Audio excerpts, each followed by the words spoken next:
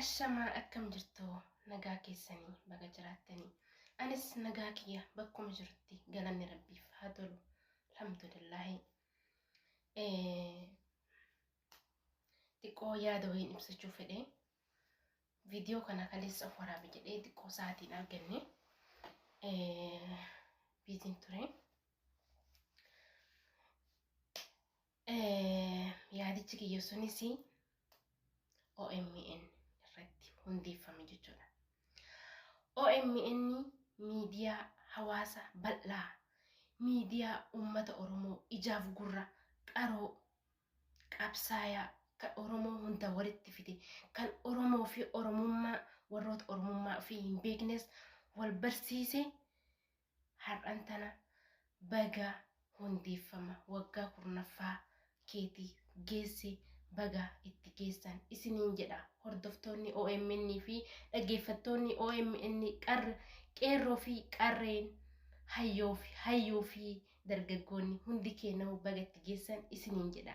OMN tumsa haa taanu fi OMN qabaannu qabeenyan dhabnu yaadan afoo haa dhaabbannu. OMN kana caala cimee akka nuuf hojjetu ammas immoo cimeetiin nu hojjetaa jira. Gatii ta'eef OMN baga hundeeffama waggaa 10ffaa geesse siin jedha. Ani bakkuma jirutti hundi keenuu baga geenye.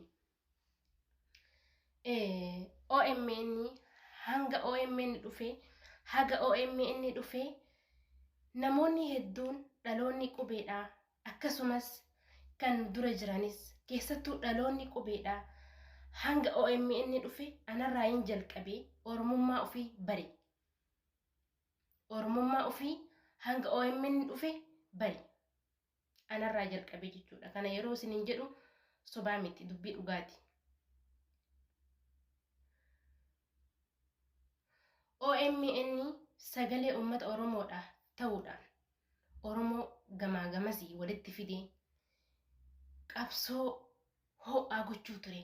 Waggoota hedduu dabran keessa jechuudha. Hundi keenuu ni beekna.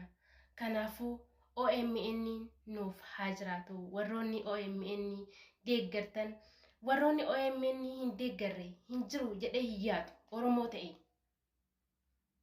Miidiyaan hedduun asoo jiru, miidiyaawwan achi as uumamanis sagalee uummata Oromootiif ta'u jiranis dhaloota OMN'ti. Gatii ta'eef OMN nuuf haa jiraatu. Kana caala nuuf haa guddatu. Ammas guddinni isaa guddaadha isiniin jechuu barbaada.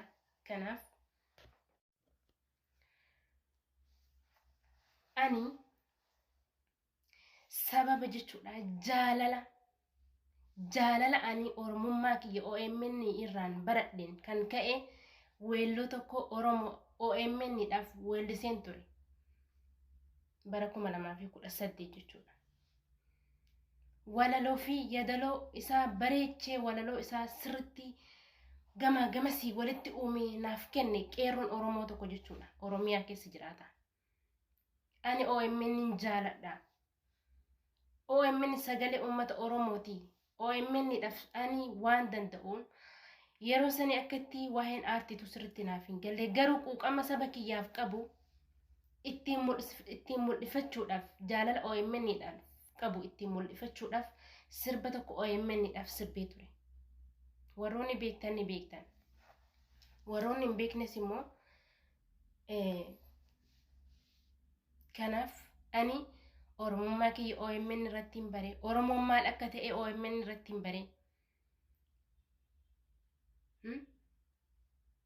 Gootonni Oromoodha akkamitti akka wareegaman kan akka maqaa gootota Oromoo hunda dhahee isiniif fixuu hin danda'u jechuudha.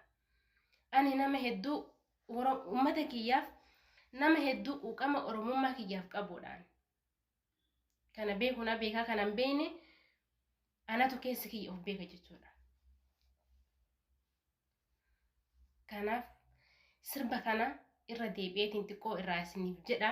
OMN ammas baga geesse isiniin jedha siin jedha. Baga geenyu hundi keenuu walumaan warroonni OMN dhaggeeffatan hundi keessanuu keessattuu dhaloonni OMN dha. Dhaloonni Jawaar Mohaammed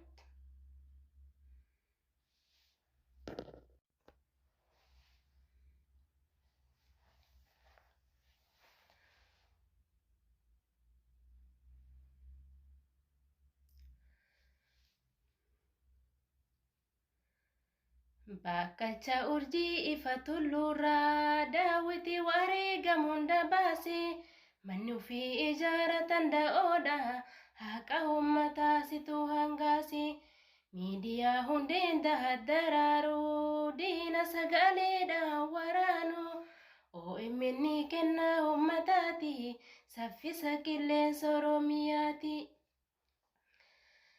Bakkalcha urjii ifa tulluurraa daawwiti wareegamuun dabaase manni ofii ijaaratan da'oodha haqa uummataa situ hangaase miidiyaa hundeen dahaddaraaru diina sagaleedhaan waraanu OMN kennaa uummataati saffisa qilleensa Oromiyaati.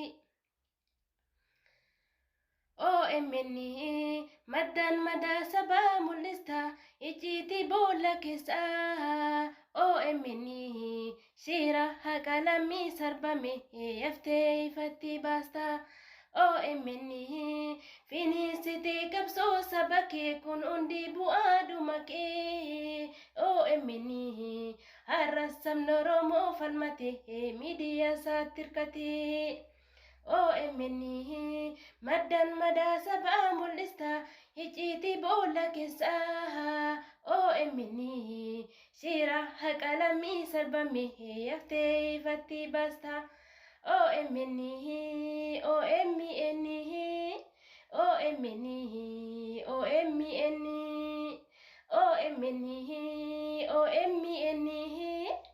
OMN OMN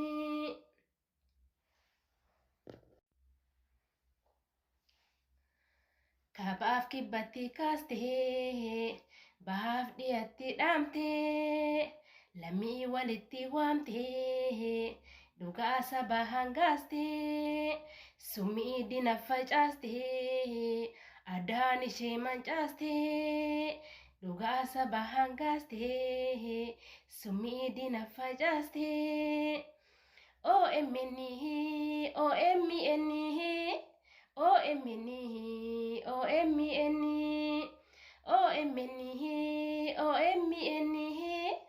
OMN OMN OMN rasaasa Oromoo OMN rasaasa Oromoo OMN rasaasa Oromoo OMN rasaasa Oromoo